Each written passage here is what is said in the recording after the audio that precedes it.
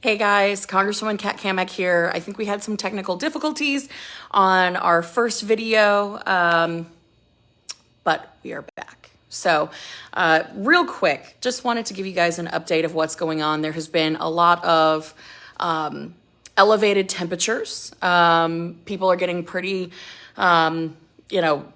tense with each other. And first and foremost, we need to bring the temperature in the room down. That never helps when people start getting really worked up and upset. But I do think it is important that we get to a lot of the facts surrounding this debt ceiling bill. And as you guys have been calling into the office, which I cannot thank you enough for doing, participating in our polls, really engaging with the office, letting us know where you're at. It means a lot, and it helps us really find out what's really keeping you up at night, what's keeping, you worried about the future of our country. And this bill is significant in so many ways. I want to say first and foremost, because there's been some talk about the negotiations themselves. This is not an easy, quick thing that can be summed up in a tweet, right? So anyone who's saying, on Twitter or, texting in all caps and all that stuff, that's not helpful. And I think it's important that we talk about this from the lens of there are activists in Congress and then there are legislators in Congress. And at some point, you have to really start digging into the weeds of the legislation and finding out, is this a good deal? Is this not? I think this is, a good moment where we can all think about our one of our favorite Kenny Rogers songs, The Gambler, and, know when to hold them, know when to fold them, and know when you got to walk away. And in this case, I have got to walk away from this deal. It's I don't say that to be glib. I say that because I have poured through this legislation twice. In fact, here's my bill. You can see I have all my little notes and tabs on there. Down to the page, I was making notes for the last couple of days, talking to my team, talking to people that have been working through this process. And I have some deep concerns. And I don't think that this bill gets us on a path to a fiscal prosperous future, a fiscally conservative prosperous future that is rooted in small government. In fact, I think it grows government. And I'll just start with the big glaring thing that I have on this bill, which is it doubles our debt. We're at $31 trillion. This bill, while it makes some immediate cuts, it doubles the debt in 10 years. And as one of the youngest legislators in Congress today, I think I'm maybe like the second or third youngest, as a millennial representing my generation, but also those coming up behind. We have Gen Zs that we are inheriting this debt. It is on our shoulders. And so it's not for me to say with a straight face to my generation and my peers that, hey, this is a good deal. Because in my opinion, for my generation that continues to get saddled with debt, it's not. So for all of the upfront cuts that we are seeing in this bill, long term, it does not get us on a path of fiscal sanity. It actually does the reverse.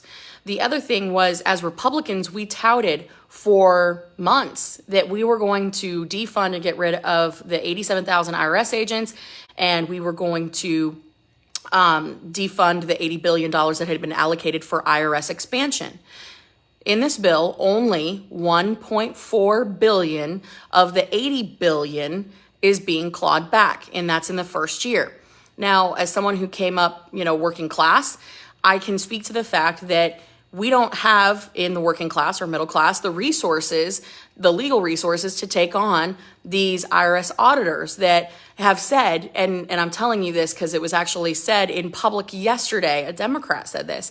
They said, the reason why you're going to see more middle class and working class audits through the IRS is because it's a soft target. Because wealthy people have the resources to drag this into court and do the whole thing, whereas middle class and working class folks don't. So it's an easy target, it's a soft target, and to me, again, that's just BS. So I don't think we went hard enough in really protecting the working class and the middle class from the IRS expansion that we know is doing nothing more than targeting us. And I just think that that's foolish. So that right there is another issue.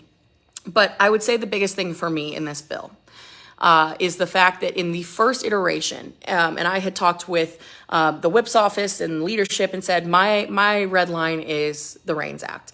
The REINS Act is so important for me to be a part of this package because it changes the way that we do business in Washington.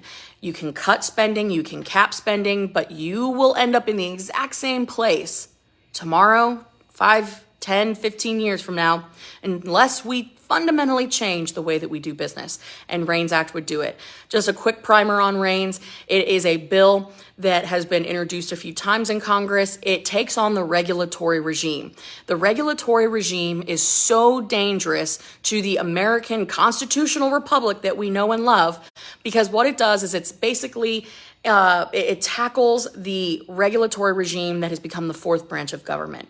What this bill does is it says any regulation or major rule that has $100 million impact or more to an industry has to come back to Congress for an up or down vote. And when you think about what that means that Obama and Biden with their pen and their phone, who act unilaterally through executive orders, changing the way that things are done because it doesn't fit, or it changes what things are going on because they have a political agenda. That's what REINS gets at.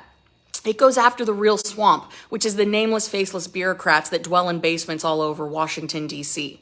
And so when REINS Act got cut from the overall package, that really was, for me, the nail in the coffin. Because, as I've said, we can cut spending, we can cap spending, and there's all types of gimmicks out there where these things will get waived and people will continue to spend.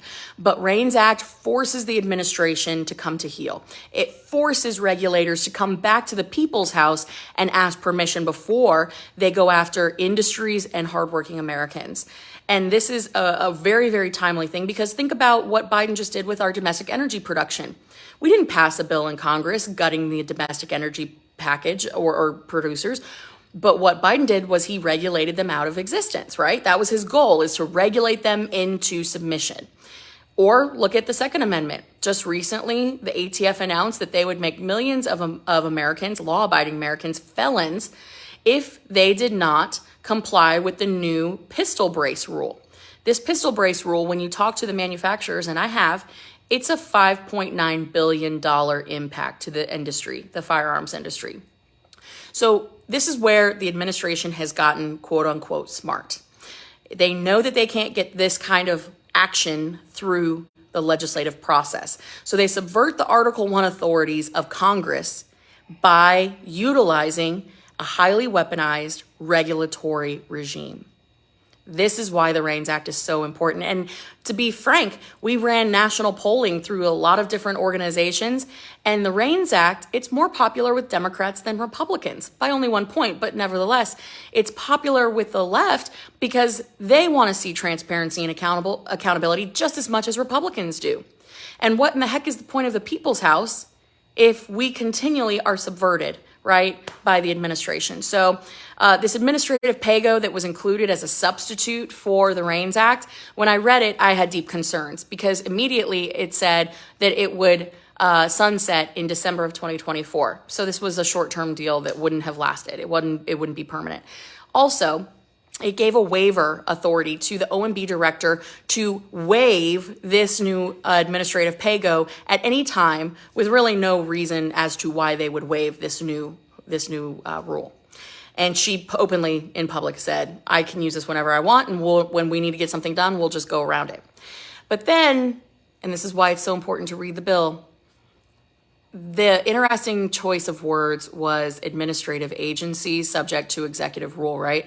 So the thing that was interesting to me was that 19 executive agencies are exempt from this administrative pay-go. 19. Agencies like OSHA, FTC, SEC, where some of the toughest regulations come from, that 9 times out of 10 aren't exactly that helpful. So you combine that with a doubling of the national debt, and then you also come down to, again, another key word, suspension. Suspension of the debt ceiling. Not just a debt ceiling increase, but a suspension of the debt ceiling till January of 2025. To me, this is more of a head turn rather than a step in the right direction for our country. So we're going to keep fighting to make sure that we get as many conservative wins to reduce the size and scope of government instead of growing it. And so I hope you understand why I'm voting no. This has nothing to do with personalities, and I think it's well past time that we stop fighting each other and, name calling, and get down to the hard business of actually putting a workable deal on the table. So I hope this is helpful. As I said, we'll be doing a town hall here in about 5 minutes, and I continue to look for your feedback and your comments. But thank you. God bless. Take care.